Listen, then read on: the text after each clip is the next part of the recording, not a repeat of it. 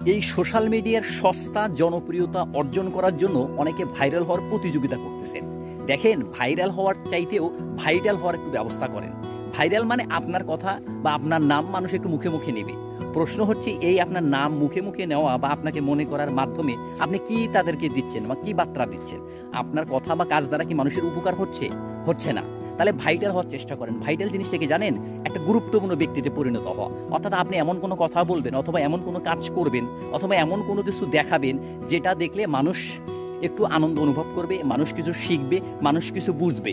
তাই সস্তা জনপ্রিয়তা অর্জনের চাইতে একটু ভাইটাল ব্যক্তিতে পরিণত হন, মানে গুরুত্বপূর্ণ ব্যক্তিতে পরিণত হন, যেন আপনাকে ছাড়া অনেক কাজই অসম্পন্ন থেকে যায়, যেন আপনাকে পেলে মানুষ আনন্দে আত্মহারা হয়ে যায়, যেন আপনাকে মানুষ পাওয়ার জন্য বা আপনাকে সঙ্গে সম্পর্ক রাখার জন্য মানুষ একটু উদ্গ্রীব প্রকাশ করে, সবসময় একটু হাত বাড়িয়ে দেয়। অতএব ভাইরাল নয়, ভাইটাল হওয়ার চেষ্টা করেন, আপনারই লাভ হবে।